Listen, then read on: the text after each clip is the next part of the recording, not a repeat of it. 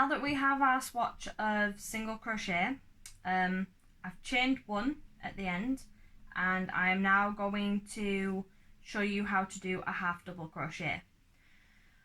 So to do a half double crochet, you would wrap your wool around your hook like so, go into that first stitch like you would for a single crochet, grab the wool, pull through, so you would end up with 3 hoops on your hook like this. And then you grab your wool again, and then you pull through all 3 hoops. Now, there we go. If you want a gap between stitches, so almost like a little hole like you would have with, say, a granny square, you would chain 1. But for the purpose of showing you, I'm not going to how to do the double crochet, I'm not going to do that, but just so that you know, for certain patterns like a granny square, you would be required to chain 1 after doing it to make a little gap, and then you go into the next stitch after. So you wouldn't go into that stitch, you go into this stitch. So continuing on to show you again, you would wrap your wool around your hook, go into that second stitch, pull through 3 hoops on your hook, grab the wool, pull through all 3, and that is a half double. I'll show you one more time. Wrap your wool around your hook, into the stitch, grab your wool, pull through, and then pull through all 3. And then you would just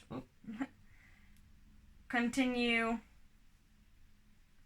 like so until you there we go, reach the end.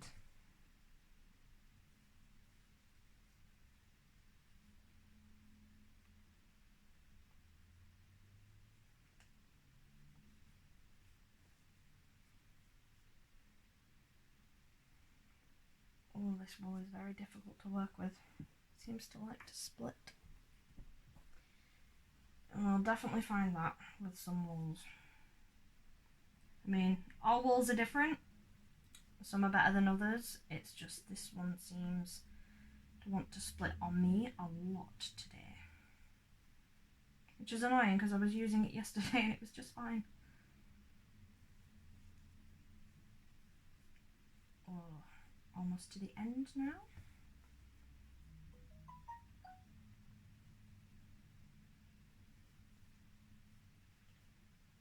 Someone's trying to contact me.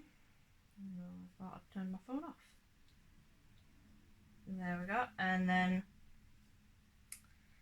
as you can see, there is a difference. It's a slightly bigger stitch, so they're the singles and that's the double, a half double even. So there is a definite difference in stitches, and chain 1, and we will move on to a double crochet.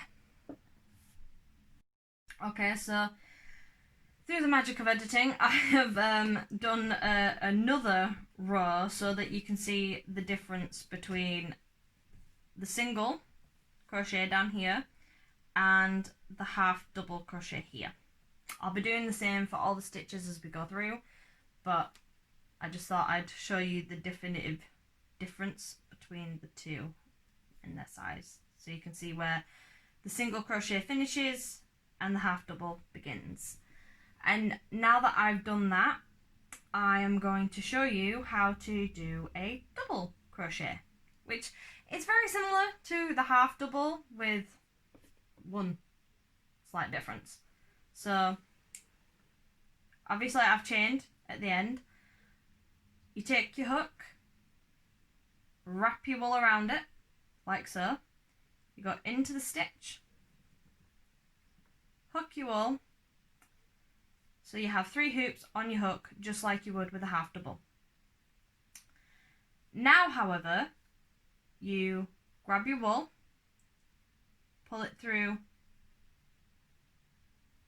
2 loops so that you have 2 loops left.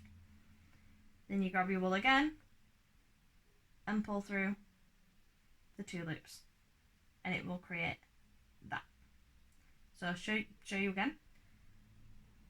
Wrap your wool around your hook, go into the stitch, grab your wool, pull it through so you have the 3 hoops. Then you pull it through 2, leaving 2 hoops, and then pull through 2 again. And now for 1/3 time, you wrap your wool around your hook, into the stitch, pull wool through 3 hoops, and then you pull through 2, and then pull through 2 again. And then you just continue doing that until you reach the end.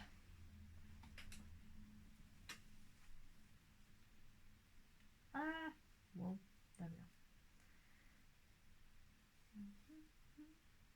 go. Oh, no, we've had a mistake there. We've hooked something we weren't supposed to. There we go.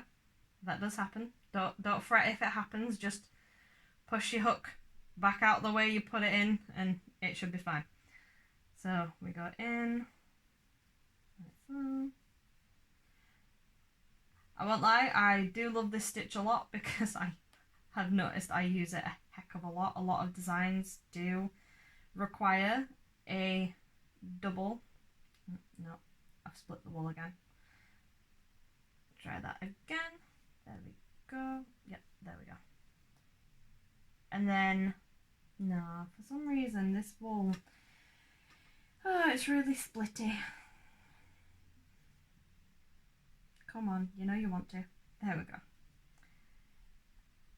Like I said, don't fret if something happens. It's just one of those things. You can work around it. You're all good. And then into this last stitch at the end. Pull through, pull through. Now, as you can see, I'll just show you, it's gone a bit squiff there. So I only chained 1. What I should have done was chain 2, and I completely forgot. So for a double crochet, you would chain 2 so that you don't end up with that squiff bit on the corner. It's not so bad that I've done it there because the next chain should cover it up, so it'll be fine if you've made that mistake. But yeah, I like to chain 2 and basically count that as a stitch. So about to do a single crochet again then. So wrap it round, do a double, crochet again. There we go. Just do another, just so that I can show you the difference between this end and the other end. So as you can see, just lay it flat, this end has more of a corner to it. It looks a lot neater, whereas this end kind of slopes. So just bear that in mind. I did make a mistake down there. Like I said, these things happen.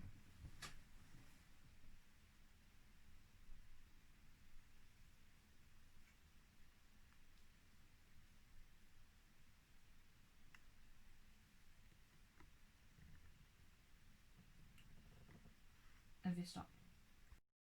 Okay, so like before, edited. So as you can see, hold it a little closer. That is where the single crochet ends. That is where the half double ends, and this is where the double ends.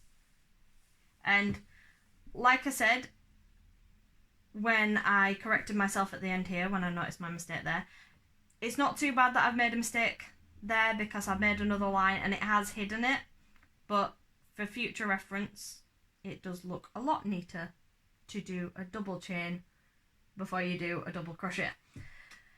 So now that I've shown you the steady gradual difference, I'm now going to show you a triple crochet. of which I have chained 3 for.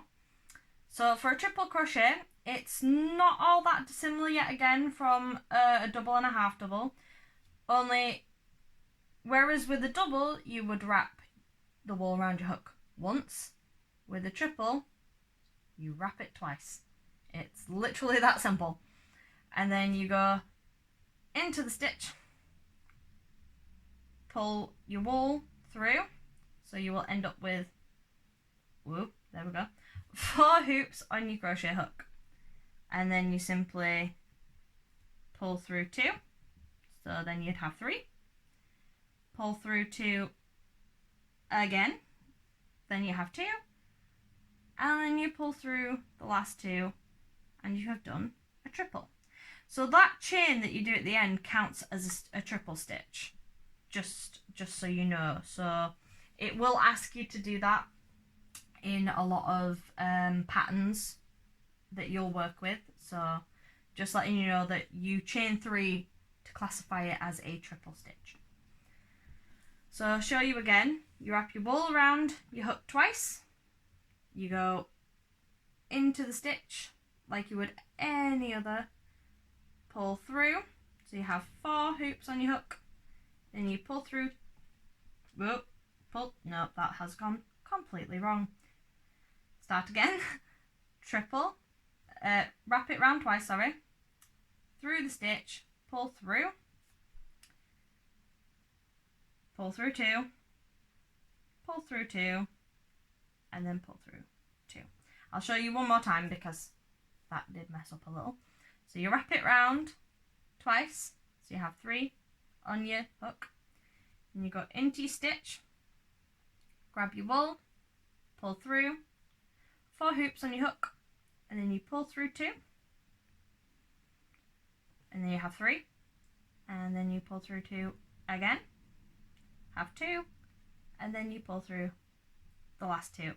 And yet again as well, I should have pointed out when I did the double stitch, like with when I did the half double, if you want to make a gap, you just chain 1 or chain 2 depending on how big you want your gap. But I will point out that a triple crochet in itself does actually make gaps, and so does a double, so you can see the holes there, whereas half double, not really big holes, and then single, barely any.